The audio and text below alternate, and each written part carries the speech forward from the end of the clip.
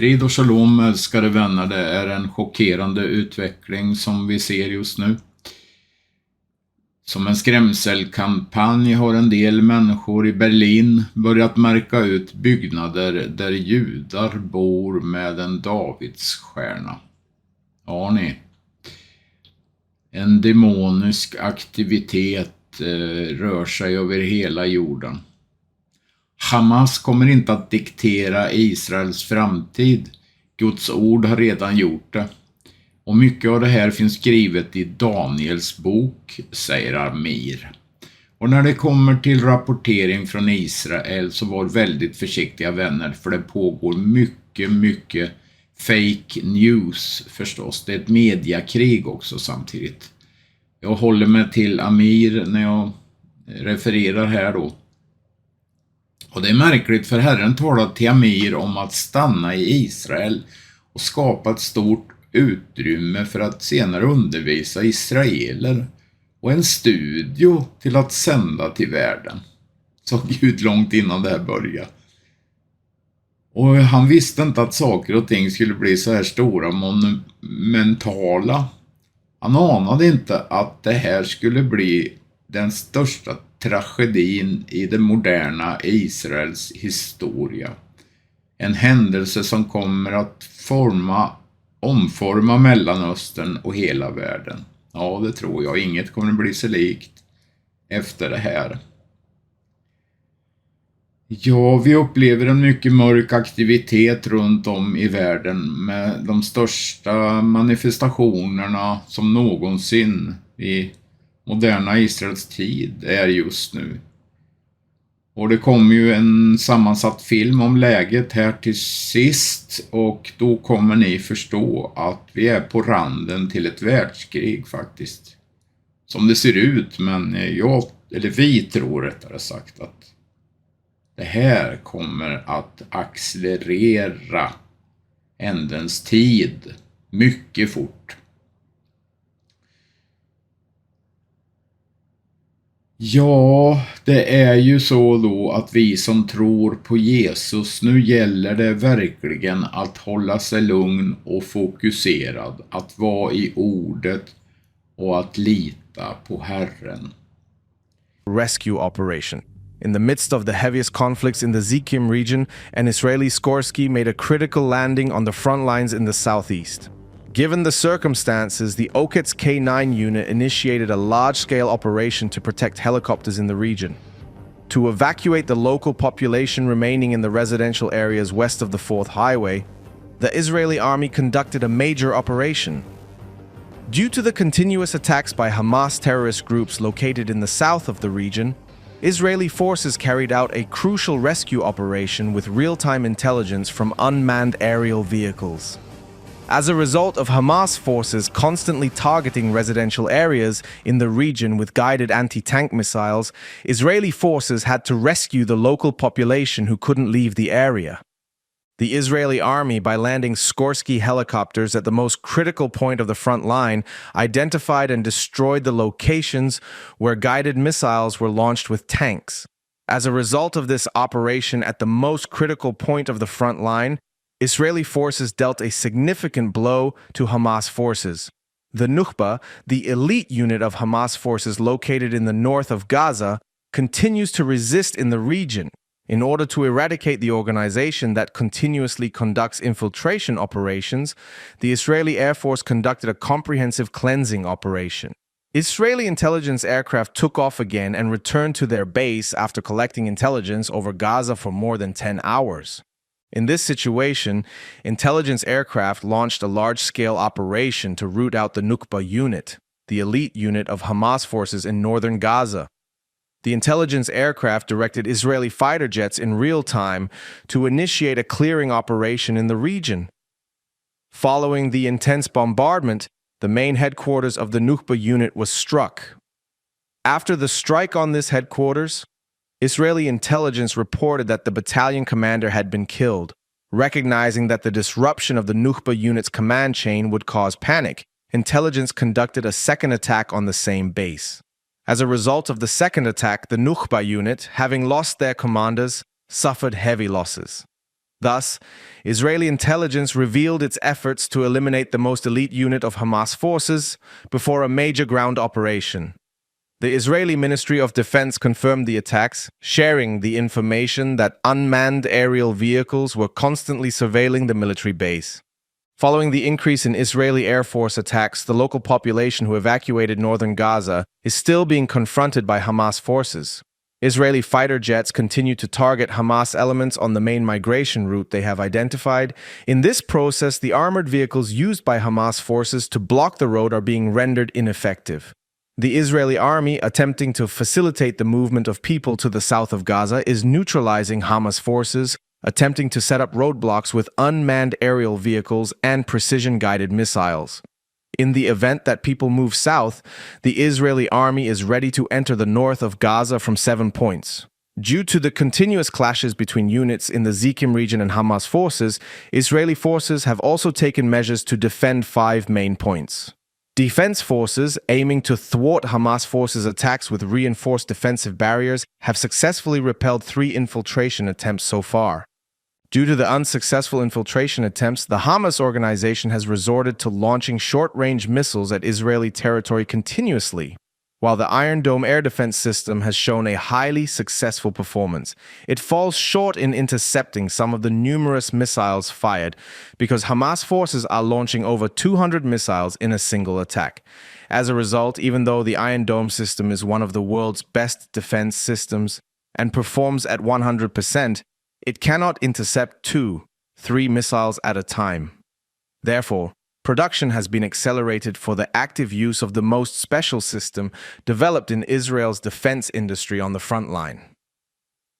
The deployment of Israel's most secretive and important defense system, Iron Beam, has officially been confirmed to occur years earlier than expected. In this situation, as Israel continues to fight to intercept rockets, artillery shells, and disable drones, the Iron Beam air defense system will be deployed years earlier than expected. This system uses fiber lasers to not only destroy rockets and ammunitions, but also disable unmanned aerial vehicles. If deployed in the region, this laser-based system is expected to enhance Israel's defense capabilities significantly. That's why local sources have indicated that the laser-based system will be placed near the Gaza Strip without extensive testing in a short period of time. In the south of Israel, the Hezbollah terrorist organization continues to launch attacks. Hezbollah persistently targets Israeli bases on the critical Golan Heights with ongoing attacks. In the area of active conflict, Hezbollah also employs guided anti-tank missiles in its assaults. As a result of the attacks on the bases, Israeli artillery units continue to fire, and fighter jets are actively engaged. Israeli warplanes targeted 4 locations when retaliating against the cross-border attacks by the Hezbollah terrorist organization. Following this, Israeli artillery struck Hezbollah bases and assembly areas in the northern Golan Heights. Israeli drones are also conducting continuous reconnaissance in the region, causing Hezbollah groups to sustain significant losses. The area where the organization launched an attack with 2 guided anti-tank missiles was successfully destroyed. However, due to the continuous attempts by the organization's members to infiltrate the area, conflicts ensued. The Ministry of Defense's announcement that preparations in the northern region were complete indicates that the Israeli forces have developed a robust defense plan. Forces have established defensive barriers along the entire northern front and have successfully thwarted Hezbollah attacks. However, with the escalation of Israeli attacks on Hamas forces, the number of Hezbollah forces in the region has increased significantly. In this situation, the Tehran government made a statement that significantly escalated the tension in the region. Iran's government announced that it would take military action if the attacks on Hamas forces continued. Consequently, Israel's allies are continuing to deploy warships in the eastern Mediterranean. After a large portion of the U.S. Mediterranean fleet arrived in the region, the Royal Navy is also on its way. Additionally, the Greek Navy has deployed warships to the eastern Mediterranean due to the rising tension in the region. Following the arrival of numerous warships in the eastern Mediterranean, a submarine capable of carrying a nuclear warhead and belonging to the Russian Navy stationed at ports in Syria has been put on high alert. As tensions in the region increase, the parties involved are becoming more apparent. With the Iranian military making preparations, its ally Russia has increased its activities in the region. However, the U.S. administration has stated that it would intervene if the Hezbollah terrorist organization were to attack Israel. As a result of this situation, it is confirmed that Israel's allies are committed solely to preserving Israel's territorial integrity. We'll see what happens in the coming days. Have RC-135 rivet joint that was airborne last night that was patrolling the Finnish border with Russia and the Baltic countries and their borders with Russia and Belarus. Okay, so here we have some video footage that was released by the U.S. military of those F-15 Strike Eagles that arrived in the Middle East. Okay, you can see the date here, 10/13/2023. Okay, this is just some B-roll footage of the 494th Expeditionary Fighter Squadron. Okay, 24 F-15E Strike Eagles arrived in the U.S. Central Command area of responsibility to bolster U.S. posture and enhance air operations throughout the Middle East. And like I said in my last update, guys, these F-15E Strike Eagles are the only fighter jet so far to be approved to carry the latest B-61 nuclear bomb, okay, which is the B-61 version 12, okay, or the B-61-12. Okay, it's the 12th version of the B-61, which is the primary tactical nuke that the U.S. has in Europe. Okay, that's what NATO countries have in their nuclear sharing program with the U.S. They have the B-61s, and the latest version, the 12th version, is a special type of B-61 because it's very, very accurate. It has a very advanced steering kit that steers the bomb to the target. So as a result, you don't need a massive yield on it because it's very accurate. And the F-15E is the only fighter jet in the U.S. Air Force that has been certified to carry this latest version of the B-61-12. Okay, so this is no coincidence that they would move these into the Middle East. Okay, should things get out of control, they have fighter jets that can deploy tactical nuclear weapons. Okay, and F-15E Strike Eagles, they're not expensive. They have a lot of them. It's not like a B-2 stealth bomber where if we lose one of them, it's a major blow to our nuclear triad. If, let's say, some of these F-15Es get shot down, it's not the end of the world because we have dozens more of them and they're cheap and easy to produce, okay? It's not like a stealth bomber. It's not like even an F-22 or F-35. These are cheap, relatively cheap fighter jets that are easy to produce, and we have a lot of, so it makes sense to bring them into the theater because they're also nuclear capable, okay? So it's no coincidence, guys. Nothing is a coincidence. The military does not operate on coincidences. Everything is pre-planned, okay? We have some concerning information coming from Iran. Iran sent a message to Israel through the United Nations that it will intervene if the war against Gaza continues. So I'm going to read to you in quotes exactly the message that Iran sent to Israel. If the regime does not end the war in the Gaza Strip and stop the massacre and genocide against Palestinian civilians in the coming hours, we will tell them that it is too late. And after this, the political situation of the occupied Palestinian territories will completely change, and Tel Aviv will be the first of them. Okay, so they're basically saying if Israel doesn't halt its campaign against the Gaza Strip, that Iran is going to get involved and they're going to try to do a regime change in Israel. Okay, we also have the Iranian Foreign Minister Abdullah Hainan, and he said no one can guarantee that the situation in the region will remain as it is if the crimes of the Zionist regime continue. And we have some breaking news that there's a massive IDF deployment of reinforcements reported in the Zakim part of Israel. Okay, Zakim, and this is apparently close to the northern entrance to the Gaza Strip. Okay, so Israel is building up its forces on the northern border with the Gaza Strip. That means they're getting ready to invade very, very soon. Okay, and we have indications from various sources that this invasion could happen as soon as tonight. Okay, so this invasion could be hours away, and Iran is saying that they're going to get involved if Israel goes ahead with this invasion. Okay, they just clearly stated it right there.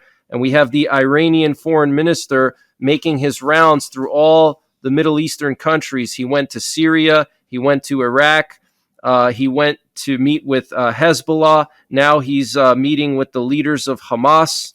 Okay, so nothing is a coincidence, guys. Okay, Iran is preparing an alliance to fight against Israel so they can attack Israel from all sides once Israel goes into Gaza. Okay, that's Ja, kan det verkligen vara en slump detta? Med den här stora solförmörkelsen i Amerika och Sydamerika just nu. Precis som man drar ihop sig för att dra ner till Mellanöstern nu som vi ser. Det tror inte jag, utan Gud visar sin oerhörda makt, att han har det här under sin kontroll. Men Gud varnar också, och det var ju intressant då en kvinna som vi är vän med på Facebook har lagt ut en dröm här, och så ser man hitta den här ibland mina papper, håller jag på att säga här. Jo.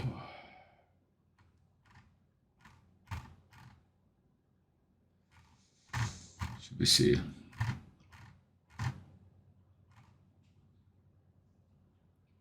Där har vi det. Det här är alltså saxat från Facebook.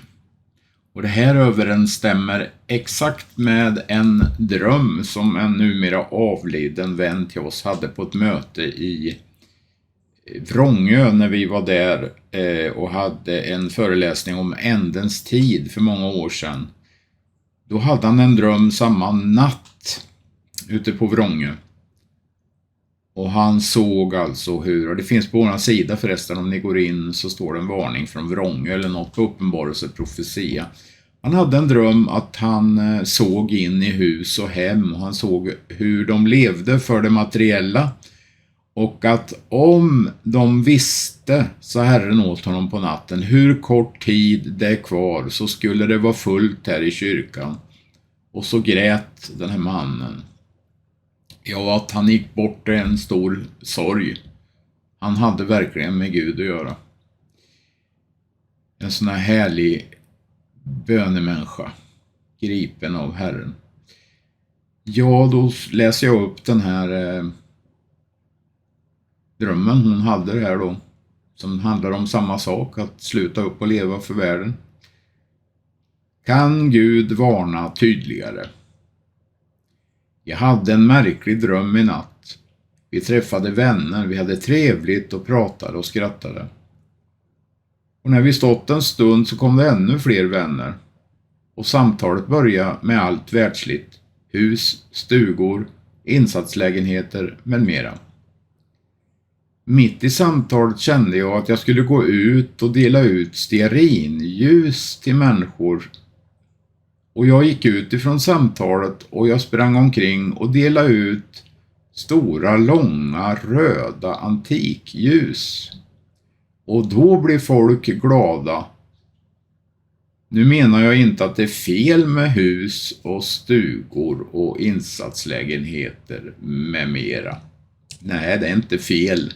Men det är bara det att i den här tiden så får det aldrig komma före. I alla fall så står det att den här kvinnan då skakades om av den här drömmen och fick henne att tänka till. Ja, vi har ju stått i den här tjänsten och varnat i många år och läs våra budskap genom åren. Så är vi framme vid vad Herren redan har sagt, och sen får ju var och en dra ut på sin egen väg, så att säga, Herrens väg. Men vi lever inför slutet, kära vänner, och vi kan bara dra oss närmare Herren just nu. Gode Gud välsigna Israel och ta dig tid i bön och sök Herrens ansikte just nu för att få olja i din lampa. För det var ju precis vad den här drömmen handlar om. Att gå ut och vara ett ljus i världen och inte leva för det här materiella. Det är Herrens budskap till oss alla just nu. Och Gud välsignar alla i Jesu namn. Amen.